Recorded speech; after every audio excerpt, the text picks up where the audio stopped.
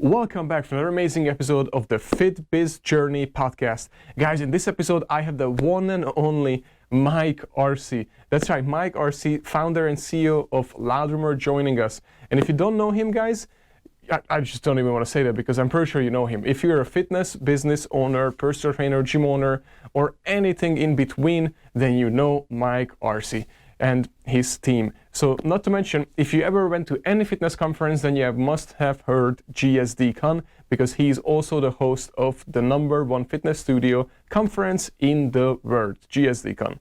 So guys, let's get started because I'm super excited to get you back on track with Mike Arce in 2020. He's one of the main reasons why we're able to build For You Fitness and make it go so fast that in so many locations and states. So Mike, thank you so much for joining us today. Absolutely. I'm so excited to actually be on this because you have some really cool guests in your podcast. So this is fun. Thank you so much. And yeah, all the guests basically we had, you had them also on your podcast, which we'll definitely link in because I always watch your podcast, so it's kind of cool to be back and forth playing it. That's awesome. That's awesome. So Mike, I know it's been a little rough for everyone in the past because of, the lockdowns and all the crazy things that's happening, and the gym industry is getting completely reshaped. But why I wanted to touch base is because you were super positive, and not only positive throughout this whole process, but you were on top of it, meaning you literally locked yourself into a room, into a dark room. Well, now that I look at it, it's a bright room, but later now, it was dark the first couple weeks, yes. So guys, Mike have done some amazing things for the fitness business community. He literally locked himself away when the pandemic happened, and he locked himself away for gym owners. He even told his family, we're gonna take a little break, I will be with you as soon as I can, but the fitness industry needs me. And he created help for everyone. So let's find out how he did that and why. As of right now, how do you feel from, let's say, when this whole started in January, February, and today? Like, do you feel any different in far as like where we are going or what was done? Yeah, I mean, it's definitely different from January to today. January was good. January, there was no problems. We were hearing about stuff back in other countries, and I think a lot of people were still thinking it was no big deal. And then obviously once we got into March, people started wondering, and then it, like, in over a couple day period, it went from everyone's overreacting to everyone stay at home, like within a matter of a couple days. So we went through, I would say, the first month and a half was extremely stressful. It got less stressful as people got adjusted. Humans are pretty good at adjusting. So it got less stressful over time. And I think people started really getting familiar and comfortable with technology, that they needed to do virtual options. They started getting comfortable with selling it. The PPP program and IDLE and a lot of those really helped people as well. And so I think it was, I don't know if I wouldn't say it wasn't as bad as people thought it was going to be. I think it was just as bad. I think people underestimated how strong they would actually be able to get to sustain throughout that time. And now, people are still not excited about where things are. They wish they can go to full classes. They wish that, there wasn't in limbo of whether or not they would be closing down again in a week or two, because we see states like Florida starting to do that. So I think everyone just wants some sort of consistency where they know what next month should look like if they do their job. Whereas right now, that consistency is missing, not because of them or their work, but because of, like, I don't know, I might have to adapt and change my plan next month because of everything around me. So that's the difference right now that I'm seeing. But a lot of people have gained a lot of really good experience in things like technology, like better salesmanship. A lot of people got really better at sales, looking at their money. Like, you can't avoid not looking at your money closer when you had going on what was happening. And now people got really good at that and got habits around it. So what I wanted to find out, that how this moment happened, how did he realize that this is his moment, or is this even his moment? I mean, how does someone come up with so many things for the community without realizing they have to do something, right? So I just really wanted to find out that how did Mike come up with all of these ideas, and how did led up to this great spike of Loudroomer? I definitely didn't think this is my moment. Like, I honestly, that didn't even cross my mind. Same thing with like, oh, gym owners, I'm going to help them with whatever they need. I didn't think that either. I just, responded to it. I'm like, okay, well, if I was a gym owner, what do I do? Somebody else asked me that question. It's similar to like if you see your kid like getting into trouble, you're not thinking this is my moment to be a good dad. You're not thinking that. And you're also not thinking, oh, good, I'm going to help my son with everything he needs right now. You're just thinking like, I need to get him into a spot where he's not freaked out, he feels safe, and he's got a plan. Like, that's all I'm thinking. I just got to do that. So with the studio owners, gym owners, that especially the ones that we work with, right? Because you saw you're in our group. It was all hands on deck. Everyone on my team knew what needed to be done. We knew what everyone was going through. We communicated with our members on a not just daily basis, but like throughout the day. So there was a lot of communication to really do heat checks and see where everyone, because everyone's different, right? California was feeling it different than New York and different than Arizona. Everyone was feeling it a little differently. So yeah, it wasn't like there was no strategy behind it. It was just, my babies need help. And so we went to work. Guys, I remember when COVID happened and all the gyms were shut down. Everybody was panicking and everybody was trying to figure out how to use Zoom, how to use Skype, how to email clients to join a virtual workout. And then Mike Arce, from day one, I realized and I saw that the first day when this happened, he typed up like a 50-page, okay, it wasn't 50-page, but like many pages of documentation on this is how you use Skype, this is how you use Zoom, this is what you tell your clients, this is what you email, this is what you text. And he literally wrote a manuscript.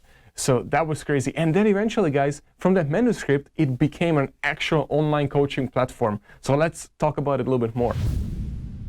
And yeah, for sure, you guys went to work because you have done so many things. The one thing that really outstanding that I actually saw is basically the system that you have built for online coaching for gym owners. That's like the one size fits all. Would you want to explain that a little bit for all the gym owners, that what you guys were able to accomplish with that? Yeah, are you talking about LRVT? Yes. Yeah. So LRVT stands for Loud Rumor Virtual Training. And so what we realized was fitness studio owners and professionals within the space are really good at, training people and getting them into shape and high-fiving and coaching and doing all this stuff that a fitness professional would do. But because we've had this conversation, once you decide to open a business, you're no longer that thing. You're no longer if you're a massage therapist, you open up a massage therapy business, you're no longer a massage therapist. If you're a fitness professional and you open up a fitness business, you're no longer a fitness professional. You're now a business owner, and you just happen to run a business in the fitness industry, right? In that niche. And so I realized that a lot of them were kind of struggling and they were all afraid of each other, right? Like, this guy's afraid of this competition. Yet, even though we're afraid of everyone, we're copying everyone. So that didn't really make sense, right? So we just realized that the thing that was really missing was the education involved with being a business owner. And I think a lot of people take for granted that there's a lot to learn. I think the only time, it's like anything else, right? You don't realize how much you have to learn until you start learning. And then once you start learning, you enjoy the learning. You're like, wow, that's really cool. I didn't even know that. And then you get into this world and you're like, there's so much I need to know about running a business outside of just being really good at what I do and having good customer service. There's a lot. So LRVT is Loud Rumor Virtual Training. We fly in some of the most successful fitness studio owners from all over the world to come in and contribute to our platform, where they're actually running trainings within there. So we've got people that are incredible at retention. They have best retention rates that I've seen in the industry.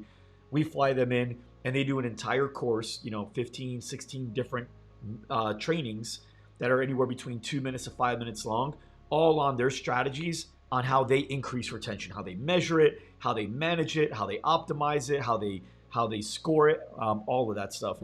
Same thing with sales, same thing with upselling, referrals, reviews, employees, culture, finance, management of money, operation systems. There's literally nothing that's left unturned. We get all the pillars, and we have hundreds of fitness studio owners now using this platform as their training tool, not just for them, but for their employees as well. Yeah, and you guys even have the softwares collected. I believe you collected all the softwares that you recommend for gym owners, so the gym owners can actually just select them, and it's not random software. You're literally recommending them, which means you have the stamp of approval by you. Yeah, exactly. So what we did was we interviewed, you were one of the people that we learned a lot from with those softwares, but we interviewed some of the most successful studio owners that we work with, And he said, what tools do you use? What software do you use? How do you use it, right? And then once we learned that, then we reached out to those software companies or those vendors, and we'd interview them and understand what they do. Then if we liked it and we noticed that enough of the pros were using it, then we'd actually drop it into our LRVT, and we'd show people, hey, this is a tool that the best are using. Here's how they use it. Here's why it works. And here's why you could use it too. And we'd also make deals with the software companies and vendors, with almost all of them, that say, hey, look, I'll put you in here, but anybody that goes through us, they need a better deal than if they just went to Google. And so anybody that goes through us has the better deal, whether it's a longer trial or a trial in general, better rate, no contract, whatever it is, there's benefits to going through our program. Which is the perfect ecosystem for the gym owners and for you guys. So it's awesome, working perfect. Guys, Loudrumor and Mike Arce have created the hub for fitness business owners. And what that is basically like an entire place, almost like the internet, like Google, but strictly for gym owners, from softwares to sales to operations to all these things all combined together. And not only the top recommendations for you guys, but it's basically you get an insider price as well. So that means if you're in this hub, you're gonna able to get FitDegree, which is one of our amazing sponsors as well, and their software for a cheaper price because you are in the hub for Loudrumor. And not only that, but Mike Arce recommends FitDegree because it is one of the best softwares that removes the pain from your software management software for a fitness business. And guys, if you have not checked out FitDegree yet, you must check it out, because if you don't know your numbers, then you know you should schedule a free consultation with them, because you need to know your numbers, especially now. And if you have problems managing your online coaching platforms, as in like booking your online classes, or your software just really pain in the butt and clunky, then it might be time to upgrade. And this is the best time because they have this going on with Loudrumor. And talk to Mike Arce if you want more questions about FitDegree, talk to me, or just simply talk to FitDegree, which we will link below. Yes. And the other thing that also you have created just during this time is basically having a gym owners and personal trainers just come in and able to service clients via online. Because I saw some of your clients that were actually able to just put their logo up there and their information, some of their custom videos, and basically just jump on, and you guys all of a sudden now online coaching business. Want to talk about that too? Yeah, so Awesome. I wouldn't say so much online coaching business as much as it was a platform and trainings on how to use the platform. So what we realized were fitness studio owners were they were doing things like caveman style, which is, I get it, this whole thing just happened. You didn't plan on being virtual, but now we're virtual. So they were just, Zoom or Instagram Live or Facebook Live or in their Facebook group. Like that was their program, which that may be a good Band-Aid. But just like anything any product that you have, I get there's a beta version, but that needs to evolve. You can't have a beta version be the actual product long term. So I was with everybody creating a beta version. Like, hey, here's what you can do with Zoom, and here's how you can promote it, and here's how you can upload it to Facebook and all that stuff later. But that was just like for the first couple weeks. After that, we built an entire platform called Elite Virtual Studio, or Elite Virtual Studios. And that platform acts as a template where you can not only use a lot of pre-filled, exercises, stretches, nutritional tips, honestly, like everything you could think of is in there. How to measure your results, body fat testing, all that's in there. But you could also swap stuff out. So if you wanted, let's say, to use none of our exercise trainings that we have in there, and you wanted to rip them out and just put in your own stuff, we've had a lot of people do that. Same thing with stretching, same thing with nutrition, but it's beautiful. It looks amazing. It gives your members a much better experience. You're not just doing everything in Zoom and the Facebook group. Everything's hosted in a beautiful place that's branded for your business. And so now, it represents your company a lot better. Members appreciate it more. They were actually selling more as well once they added this to their service offerings versus just, oh yeah, we go live on Zoom. That's cool for the first few weeks. After that, you gotta evolve. Yeah, I agree with that. That's awesome. And I've been watching it too. So all the growth of it and I saw you first, how you were literally putting together these Word docs and all these documents and just a big text tell literally gym owners that step one, this is what you do, sign up for a Zoom account. Step two, and then all these things, and then all of a sudden it evolved to this whole platform, which is awesome, very quickly. Yeah. Very quickly. Yeah. You have to. I mean, how long do people have? I didn't know how real the PPP money was going to be when I did this thing. For all I knew, it was, a cool story. Or for all I knew, maybe it was going to be available to a few people. I didn't know. Nobody knew. Everybody just hoped that it would be what it was. So I couldn't have people rely on anybody else. I had to give them what they needed so they can start generating income without the help of a government. I know you want to ask this question, so I want to find out what's his number one advice right now about advertising. If you bring me up, then you already know what I'm going to say, and so do your followers as well. Advertising never stops, and ABA, always be advertising. And here's the thing: I've had people that stopped advertising during this time, and we quickly fixed it. Because I asked them, I said, "Why did you stop?" They said, "Yeah, it's going to be hard. We're not going to be able to afford it." And so there are a couple things to this. Number one, I said, "Look, was it hard to get members and leads without the pandemic?" And said, "Yeah." I go, "What makes you think it's going to be easier without it?" Like, when you have a pandemic, it's going to be harder. So if you're worried about losing people, you should probably focus more now on getting people than you even did before, because the rate of loss is higher. But not only that, when you really do the math on it, the average lead cost, especially during that first 2 to 3 weeks, the lead cost average went from like $18, $17 that a lot of studios were seeing, depending on if they did free offer, paid offer, all the way down to 62 cents. We saw it as low as 62 cents. But even if it dropped by 5 times the amount, which was the average, right? Even if lead costs dropped by 5 times the amount, what that ultimately means is the worry that you have, which is, oh, no one's going to buy, I'm not going to close nearly as many, you can afford to close 5 times worse. So if, let's say you were paying, easy numbers, right? If you were paying $16 a lead before, and you were closing at 20%, that was your rate, 20% close rate on your leads, now your lead cost is at $4. People in Shark Tank don't ask you what your cost per lead is. They ask you what your cost per acquisition is, but they don't ask you cost per lead. That's just a KPI. It means nothing. They want to know ultimately what does it cost for you to obtain a customer. And so when you do the math, if it was $16 and it got cut down to, let's say, or let's use to do 20% to make it easy.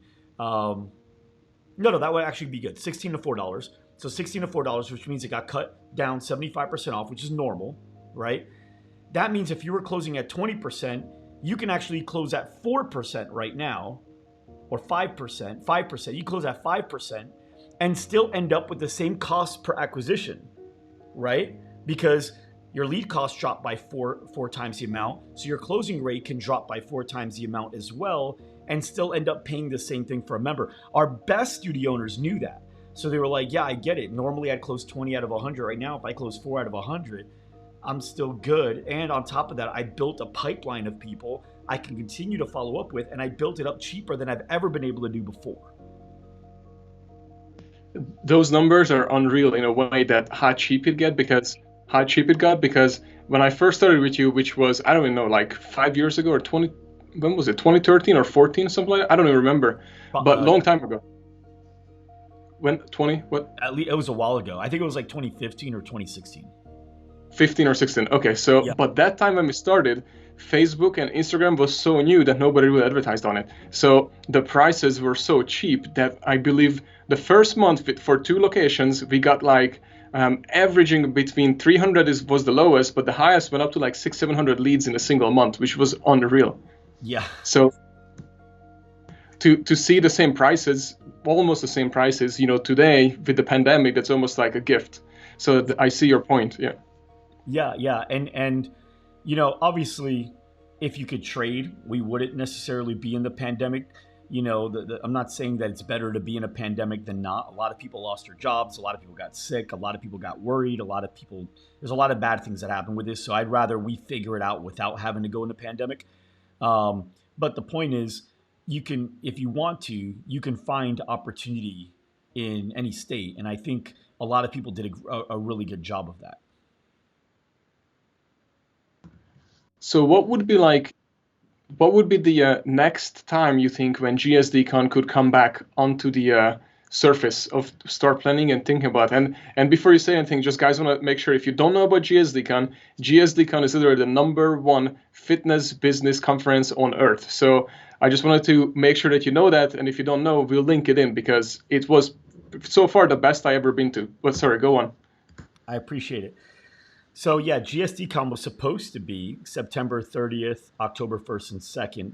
And, right now there's still even uncertainty as to what things are going to look like in the next month or two. Like you said, over in Florida, a week after opening up, it now it's back down to lockdown. Is that right? Or similar to it? What's going on now? Yeah, so it haven't just yet, but they're already talking about it. And then they canceling events, like from the fireworks got canceled and all these things, just all of a sudden surfacing back up because the case is spiking from, like, we used to just get 300 a day on like the high day, and maximum in the pike was like 1,000. Now it's back to like 2,500 to 2,800 a day. So they are like freaking out. Yeah. Yeah. So, and Arizona had a spike too, which is where I am, which is where GSDCon would be as well. So, because of that, and other reasons too, as far as we don't know what the world's going to look like in the next couple months, we decided to cancel GSDCon 2020, and we're looking at March 2021 as the next one. We are going to be doing boot camps, possibly in October. That's the plan. Again, we're waiting this thing out and seeing what it looks like, because we don't. For these events, we want them to be live events. There's a lot of hands-on. There's a lot of role-playing. The energy is different. The community, the networking you do between breaks, all that stuff's so important. I know we can go virtual. A lot of people are like, "Oh, you can go virtual." That's not the way we do things. Like, I want to do them really, really well, or I don't want to do them at all. And you've been to GSDCon last year. I mean, we put a lot into it to make it an experience. How could you even imagine us doing that on Zoom? Could you, how it can't be done, right? I don't know. Maybe you think of it, so I should ask you. No, honestly, I don't even know if I would be able to sit through it. So, because GSDCon in person, it's just way different. And then to have it on like a Zoom, even if it was the same thing that we experienced in person, watching it from home as Zoom, when if I would have been watching it, I don't know, I would not be able. I wouldn't like it as much. You'd be in and out. You'd switch between different apps, and it wouldn't be the same. The conversation afterwards about what it was like wouldn't be the way we want it to be. People wouldn't talk about it the same. The way you're talking about it now, it wouldn't happen next year. So we're reserving it for it to be in person. Same thing with our boot camps. We want those to be really good too. And so if we can't do them in person, we're not going to do them. And not to mention, I would not be able to experience, and all the people who went there, the biggest lesson of it all to me was customer service, that you were able to manage throughout the whole concept for the full every single day. The customer service was on top. We were never thirsty, and I think everybody's been saying that to you and to everybody, that we are not thirsty, because everybody was just like so on top of it. The water, the food, the everything, and that's a good thing, because what would be the worst thing is to say, man, I couldn't get a single water, or this, you know what I mean? So I think that was a really good thing that you went above and beyond, and that's the only way to do it. Isn't it crazy how but that's where, I talked to my team about this. It's the little things, right?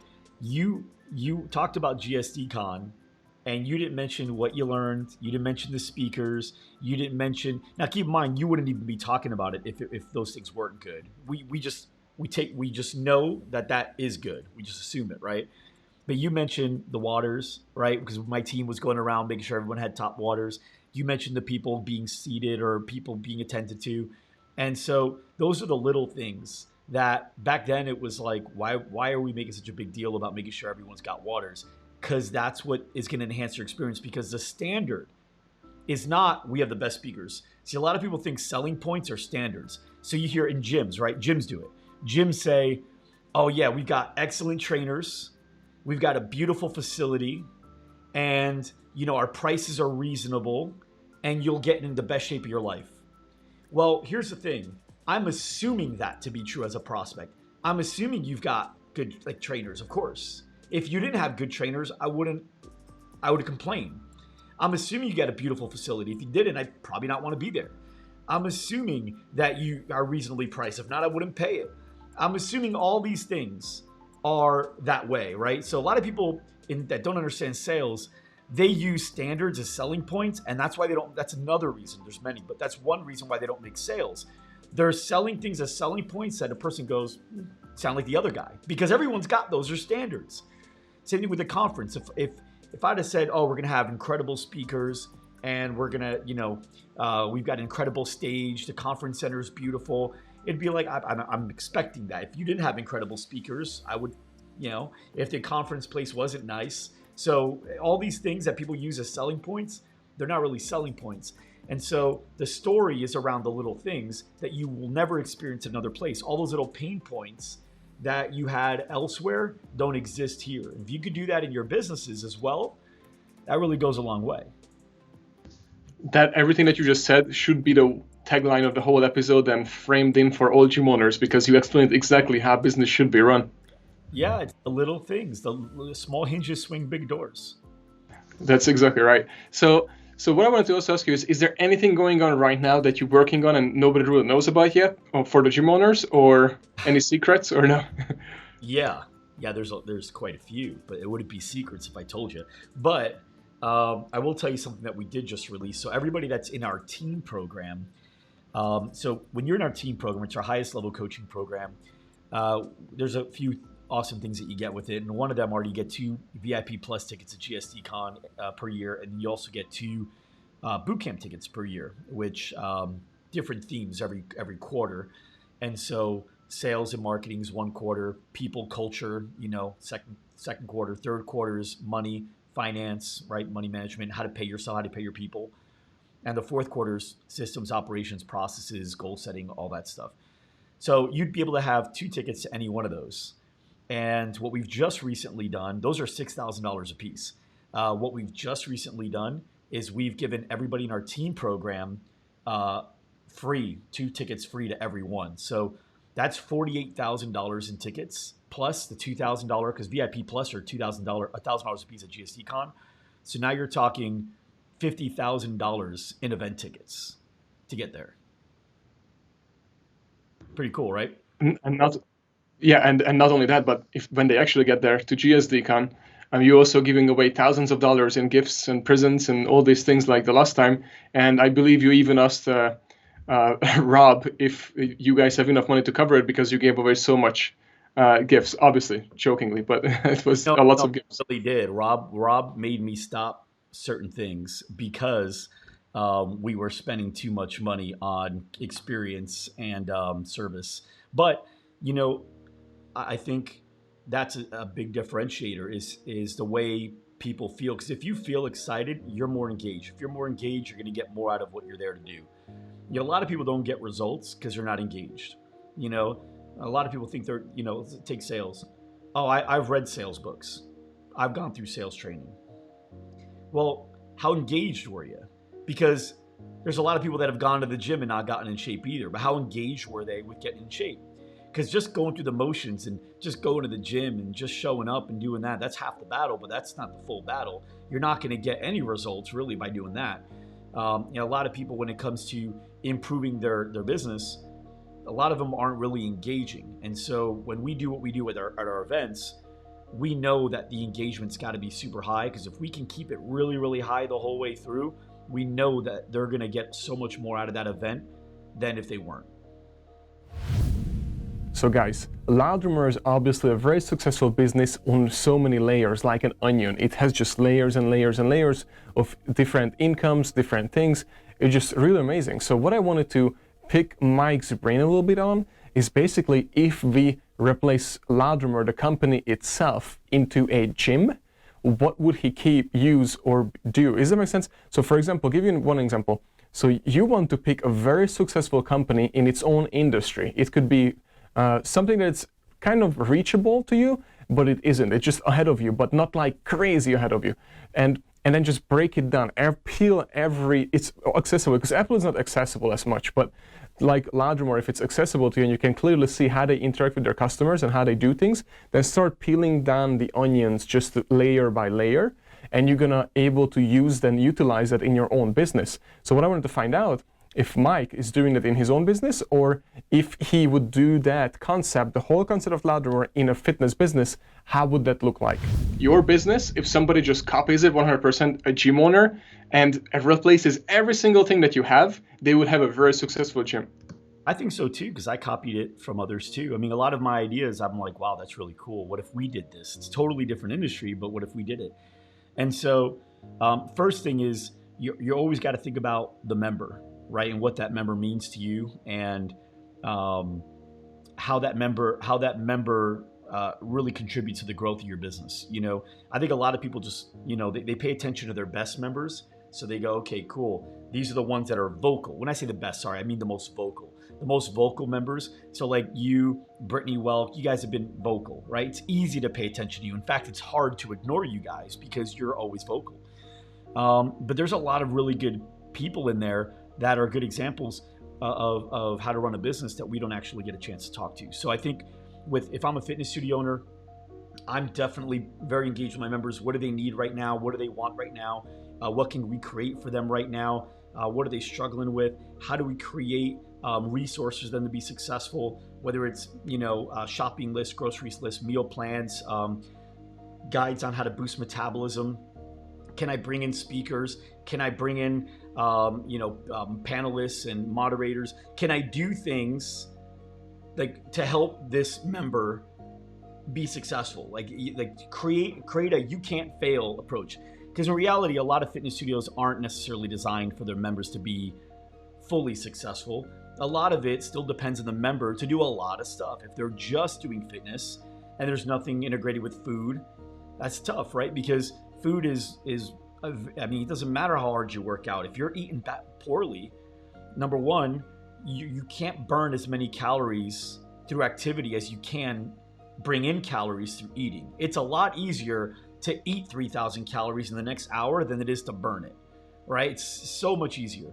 So that's a problem. And then on top of that, your quality of workout isn't going to be as good if you're not putting good food into your body. Therefore, you're not even going to put out the best workout that you could have and burn the most calories that you could have if you were eating healthy. So to me, nutrition is the most important thing. If you can't get that down, you're going to fail. So I would put in a lot of information. I bring in a lot of resources to help my members with nutrition. And then motivation, I'd be communicating with them, whether it's through Voxer, through the Facebook group. I'd be all hands on deck with that as well. And then my employees. You've seen my employees. You've met them. They're very engaged with helping members too. I tell stories at Loud Rumor often. I don't know how often, probably a couple times a week. I tell stories about a fitness studio owner that really went through something and how they succeeded, or is going through something right now and how they need to succeed, or has just come out of something and came up with a good idea. I share all different types of stories with them of the type of members that we serve so that they can remember that you, Daniel, are not just this wealthy guy that owns a business and goes golfing 20 hours a week and just expects your people to do what you say. I want them to know that you are working your tail off, that you are stressed, that you're struggling, that you're learning as much as you possibly can. You're putting in the hours, you're doing all this stuff so that when they get on the phone with you, they hear you and feel you differently. I think so many people would talk to telemarketers differently when they call in and cold call them if they were able to see like a quick B-roll clip of them with their family and working hard to get their family what they need. Bet you they talk to them differently. And so I don't want a transactional business. I want it to be like that. So I'd be telling a lot more stories so that my employees at the fitness studio can really understand the struggles and challenges on a daily basis, what our members are going through, and then they can really help, not because it's part of a strategy, but because we're human beings, we love to help, and this person needs it. Yeah, that was beautiful. Everybody needs to take notes on that. And if they do that, then they have a successful business. Now, one last thing, I wanted to bring this up because you mentioned the quiet ones. So Bob, how do you say his last name? Algard? Bob Algard. Algard, yeah. So he was the quiet one. So at GSDCON, I never expected this. So he came up to me. I think he did an interview with me, and then later on I talked to him, and I asked him about his business, and then he started explaining his business, and my ears just started opening up more and more and more because I got so excited what he was telling me. And I was like, oh, dude, no, I need to interview you. What you have done is pretty amazing. And then he asked me if I could introduce you back then, and I was like, oh, I don't think you need an introduction. If Mike knows just one sentence you have told me, you will be on his show the next time. And sure enough, I think a month later, he was already on the GSDCON. I mean, GSDCON, the GSD show.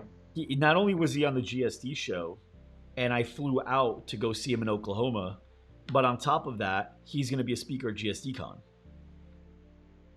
Yeah, and the topic that he's speaking on too is because what I really love about him. You see how he approached you, and he knew you were connected to me, and so he asked you if you can connect him with me.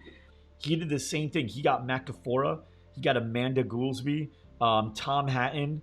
It was like 5 or 6 people that were speakers that he went up to afterwards and asked if they can like go to lunch, go to coffee, go to dinner, if he can get on a call with them.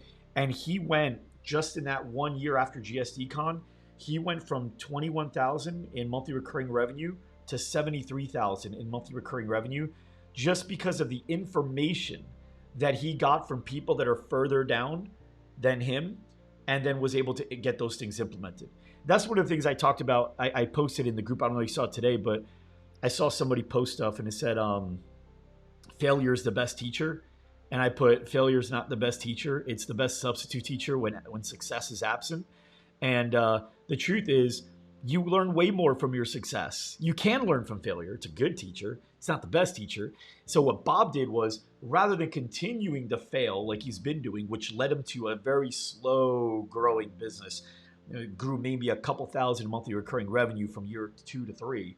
He went from there to, over a course of less than a year, going from 22 to 71,000, basically tripling his monthly recurring revenue, just by talking to people that have succeeded. See, that's the best teacher. And then just say, hey, I already failed for you. Don't do this. Don't do that. This is good, but do it this way. If you do it this way, this will happen. Bob learned that. Bob skipped all the good lessons of failure, and he went right to the best lesson from success. So Bob's successful because I thought it was great. And because of that, I wanted him to come on the show to talk about that. And then we have him slated to come speak at the conference because of what that's done for him in his business. Yeah, that's an amazing story of him and one last thing about it is that he did bring specific question when he came to see me, when I was waiting at the same hotel we were staying at. He came up to me and he came with specific questions that he was looking for as an answer from GSDCon. And lots of gym owners don't do that. You know what I mean? They don't really know what they really need the answers for. Just like reading a book. You can read any book that you want, but if you don't know what you want to get out of that book, you're going to get nothing from that book. And he, on the other hand, already knew what he wanted to know. 100%. And then Kobe Bryant said that, right? Once you know what you want, the world can literally become your library. Yeah, that's amazing. One last thing, Mike, because I know we're almost in an hour into this, which I don't mind, but I know you're busy. And what I want to ask you is what would be like one last tip that you would want to give to any gym owner or personal trainer right now? Study. Like right now, this is no time to be a hero and figure things out on your own. Go talk to people. Like I'd reach out to you. I'd reach out to people like Bob. I'd look to see which successful gym owners, studio owners have spoken at conferences, have been interviewed on podcasts. I'd look for them, and then I'd find these people aren't celebrities. Like you and me, we're not celebrities. We're an Instagram message away, right? So I would send a message and say, hey, I just watched your podcast on this, or I watch your video on this. I think you're awesome. I would love to pay you for your time. What would it cost to, get on the call with you for about an hour? I'm a gym owner as well, or I'm a studio owner as well. And I feel like there's a lot I can learn from you. What do you think? I wouldn't say, can you jump on a phone for free? I wouldn't say that. I would actually offer to pay for their time because they're also going through a pandemic and they're also busy. So if they're going to take their time away from their company or from their family during this, pay for it. And then they may charge you nothing. The gesture alone might be nice, right? The gesture, just out of respect, they may just take the call. But what if they tell you, dude, $150, about $200? You may spend $1,000 to talk to 3 to 5 people, but what they teach you makes you $50,000 more a month, like it did for Bob. How many people would you invest in a conversation with if that were the result? Exactly, and funny you said that, because I personally had people reach out to me about you, meaning I had people message you on Instagram and ask me, what do you think, how much would Mike charge if I want to pick his brain, phone or in person? I was like, I don't know, in person maybe $5,000, on the phone maybe just a few $100s. So why don't you just reach out to him? So I hope this person and actually 2 separate people reached out to me about this. Hope they reached out to you and it actually worked out. This was like a year ago, by the way. Yeah. Every day I'll have like 1 to 3 people, sometimes a little more, will message me, and then I'll connect them with people on my team. Sometimes I'll connect with them too. Some people are really serious and they approach it really respectfully. Some people are jerks. It's almost like I owe them a call. All right. And so it just depends on how the approach is. I think there's a way to do it. And if I'm going to I've got 4 kids, I got a wife, I've got almost 50 employees. If I'm going to take my time away from that, I don't want it to be with someone that's not respectful or somebody that, isn't at least approaching it intelligently. That's a very respectful and really good way of saying it, because that's 100% true. Mike, thank you so much for doing this. Where can people find you right now if they want to get in touch with you? Just go to @Mike Arce Live. My last name is spelled ARCE. So @Mike Arce Live. Instagram, Facebook, anywhere. All right, thank you so much. We're going to link that in below into the episode. And thank you so much for watching. And Mike, thank you so much for being here. Thank you, Daniel. Thank you so much for watching, guys. I really appreciate it. Podcasts have been growing crazy, and I'm super excited to be here with you guys and help you as much as I can. So please stay tuned. There will be some amazing episodes coming in your way.